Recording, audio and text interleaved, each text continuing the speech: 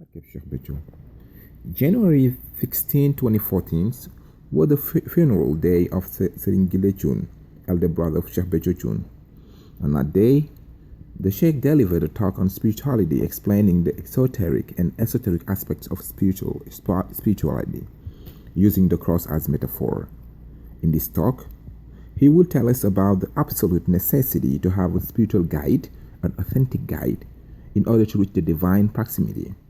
Then, he will focus on the importance of not letting the society and its rules and regulations prevent us from following that guide.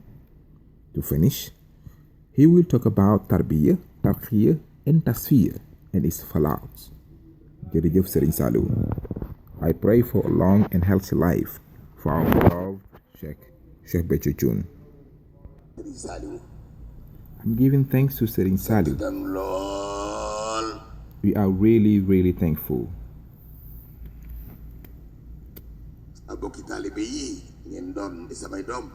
To you, my co-disciple and sons as well, I really thank you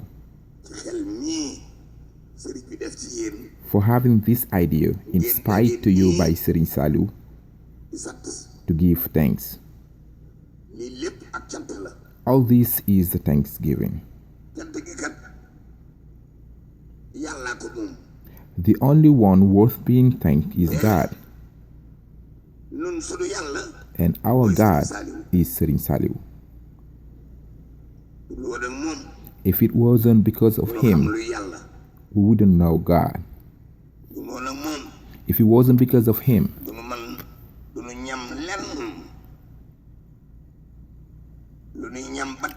we wouldn't feel or see God in him. He said to me, if your spiritual guide is an authentic guide, calling him God won't affect you in any ways. Because God is God. He created and owned everything. But if you want to know God or want to reach God, you have to find a way to him through a guide who would be like a ladder you would use to reach him. Otherwise, there is no way you can know God, because you don't know where he is. He is everything. He is everywhere.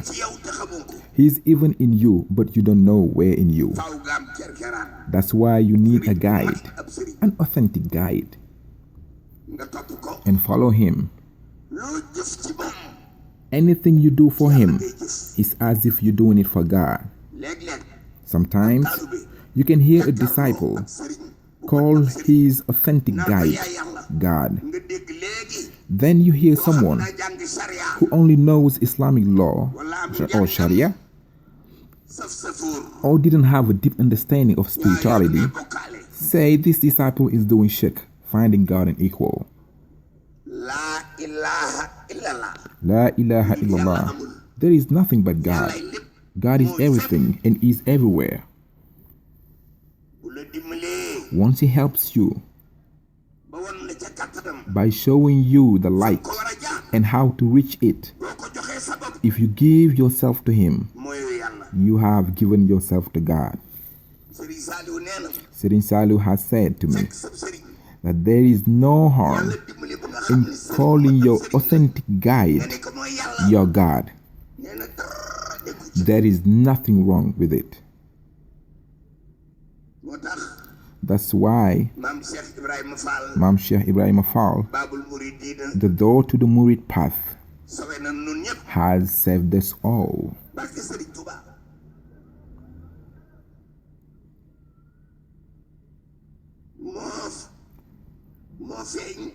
He has spent time looking for Serigne Touba, and once he found him, he left everything and focused only on him until he revealed to those helped by God that Serigne Touba is God.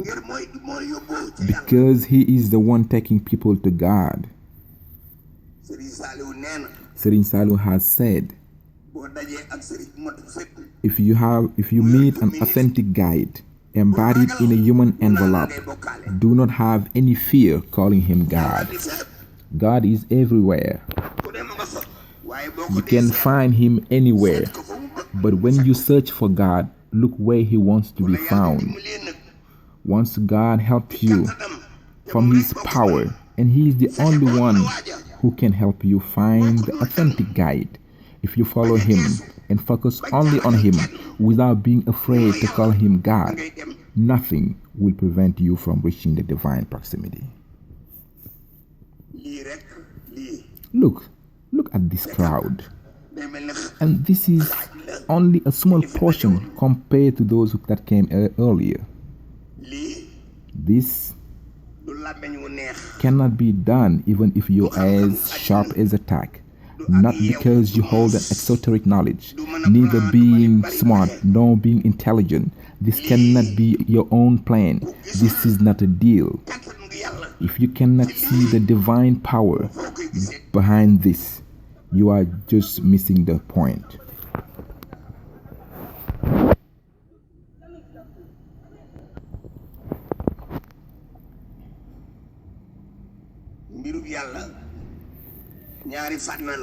Spirituality can be divided in two things: the society and its rules and regulation, or exoteric, and the esoteric aspect of spiritual matters.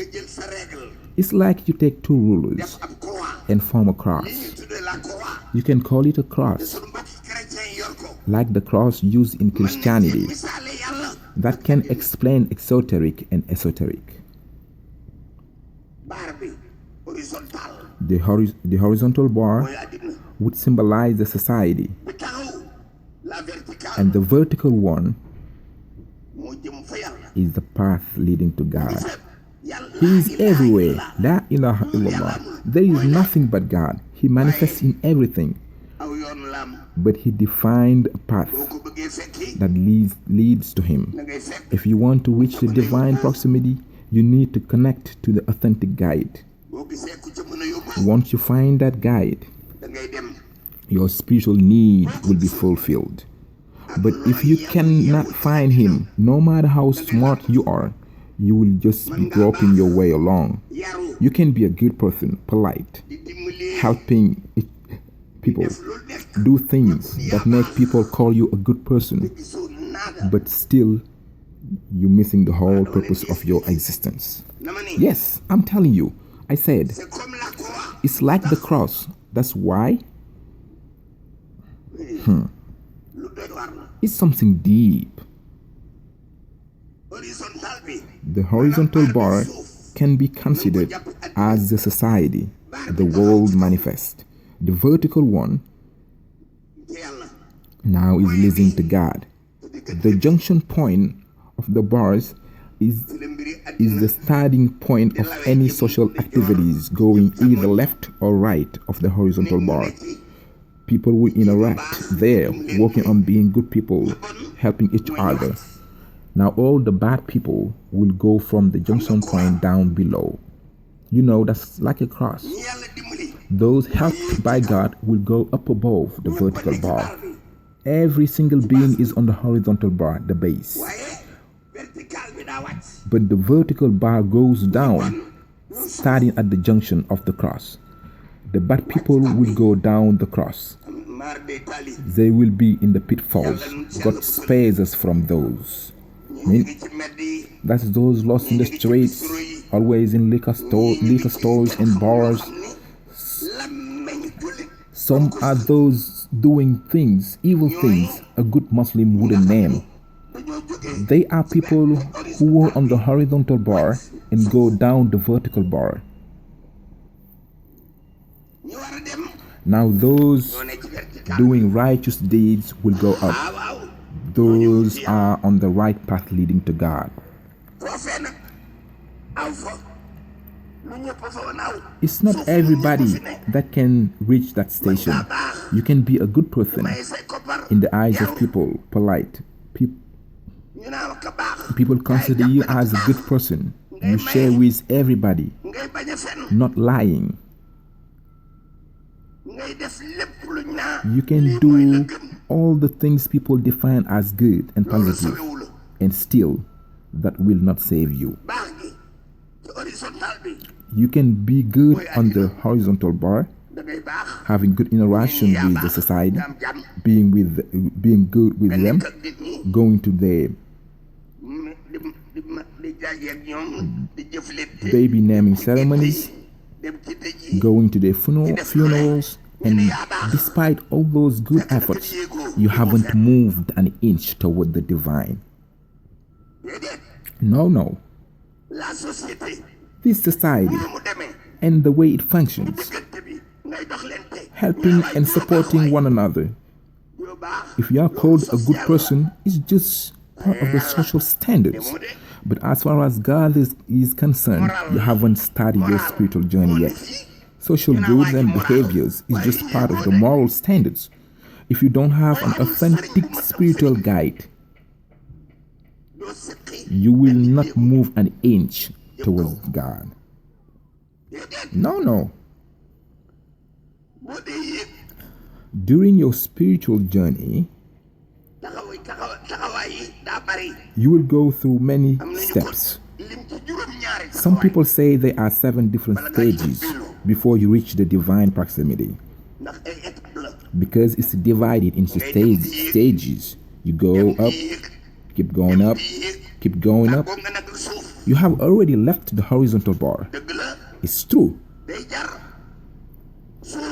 that you have to make sure you abide by the rules and regulations of the society you live in as far as moral and social standards are concerned. By doing so, people will call you a good person, but despite those efforts, you haven't moved an inch toward God. It's something good because you will be in harmony with the society. People will call you a good person, will praise you, and yet you haven't moved an inch toward the divine. Being on the vertical one elevating you, and you go up, keep going. But your journey can be fast and smooth, but can be slowed down as well. The thing that can slow it down is a horizontal bar, that is society and its rules and regulation. If you don't pay attention, you might think that what society considers as good and positive is the right way, and that can prevent you from unveiling to the divine. Now, if you are lucky enough to find that authentic guide showing people the path to God, if you're committed to Him and give everything you have, those who don't know, your family included, will think you are crazy. You have lost your mind. Despite the critiques, you never want to look back. Yet since you have met the authentic guide who knows how to help you with God, they will say anything to you like you're crazy. You were this and you were that in space. Despite all that, you keep going, following on your way journey until you access the divine proximity and receive Allah's satisfaction. Once you have completed your spiritual journey, your authentic guide will send you back to the society to learn the social rules and standards. Yes, you have to come back and now abide by those rules and regulations of the society and moralities. Relink with your family and friends and do what everybody does, and yet you are not like those because you have grown through tarbiyah, tarqiyah, and tasfiyah.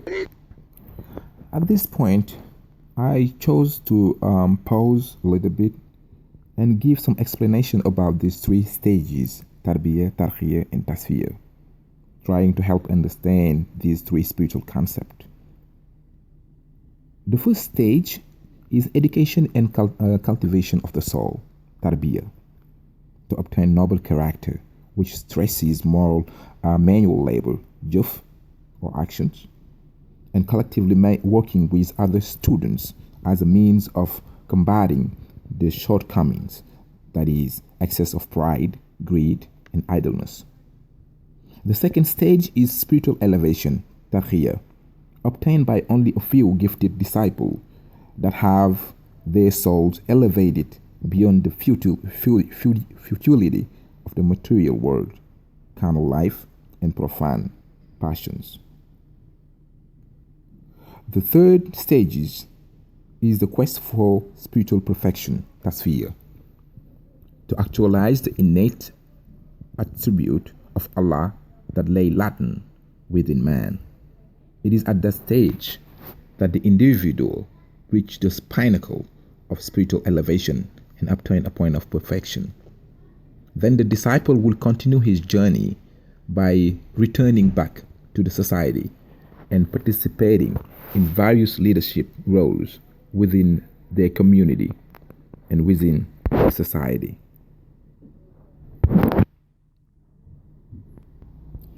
Now let's keep listening to our beloved Cheikh.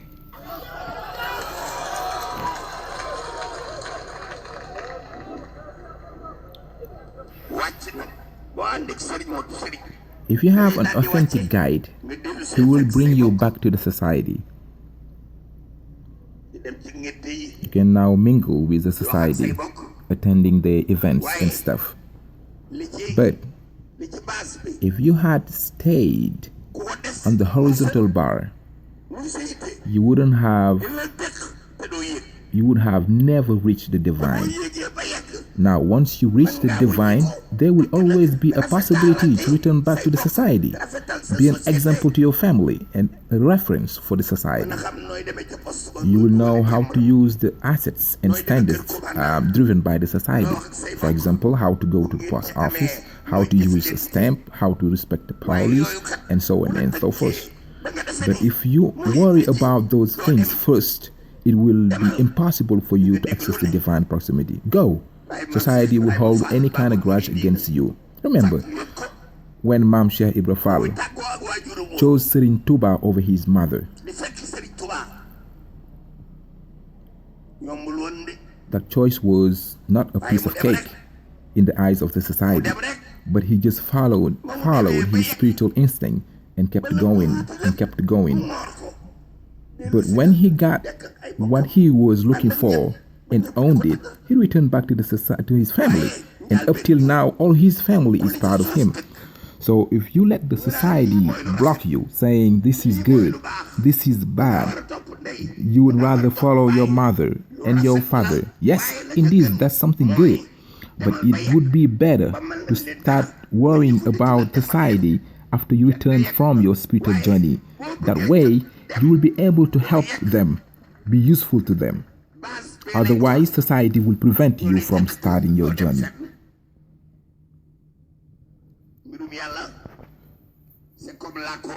So, the cross could be used to explain things concerning Allah.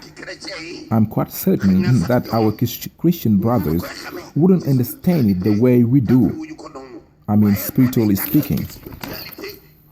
But if you were to teach spirituality to someone, the cross would be a good method and technique to use. Once you reach the divine, you need to return back.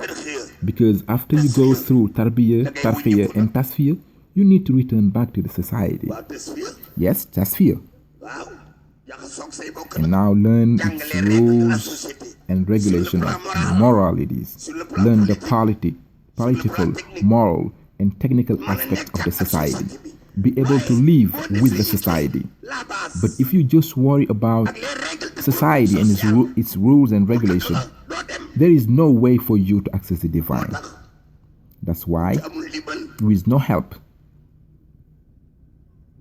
No way. No.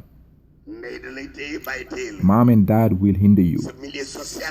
Your social environment as well. The reason why you won't be able to elevate spiritually. No. They may say, what a good son. But if you don't know Allah, what a waste of time. Go. Once you reach your destination, return. That's how you will be more useful to them. Go and come back with Allah's satisfaction and all the means necessary to help and support that society. But if you just remain on the horizontal bar, No matter how good they say you are, you haven't progressed spiritually an inch. When you pass away, you will be judged, and whoever is judged there will be punished. Go, and when you access the divine proximity and obtain Allah's satisfaction, being unstained, return back. That's what we call tasfiyah. Tarbiyah, tarkhiyah, tasfiyah. When you return, you will be able to learn your social rules. Example, how to pay your taxes, how to go to funerals, how to go to religious events, how to do this, how to do that. But as long as the horizontal bar is blocking you, you will go nowhere. Just go. Even if they say you are crazy, you have lost your mind. With a strong spiritual commitment and an authentic guide, once you reach the divine proximity, you return to the society. That's what we call tasfiyah. So you come back and mingle, and they will start praising you. When you have already returned back to the society. But at the very beginning, if society block you, you won't reach the divine proximity. Society will veil you. They will prevent you from going. So only an authentic guide can take you there. But still society won't understand, saying, how can you follow him? How can you give anything you have to him? It's true that we have many false sheikhs fooling people. They can take nobody nowhere. What they do is fool the disciples and take them off the path. But if you have met an authentic guide, just follow him. When your parents and friends and neighbors understand, they will know that you have made the right choice. But that's rare. Because in most case scenarios, they won't understand you. They will say things like you are following this man. You are not even taking care of yourself. This and that.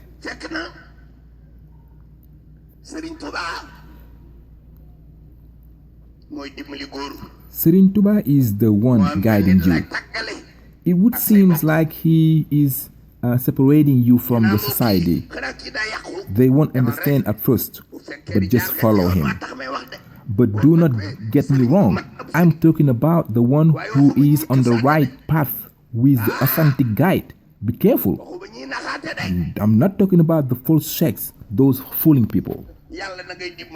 God is the one helping everybody. He will help you find that authentic guide. It's not easy. Only God can help you. So that ends the talk of the Cheikh. I pray by the blessing of Serigne Saliou, Serigne Cheikh Bethio has a long and healthy life with this. Jërëjëf.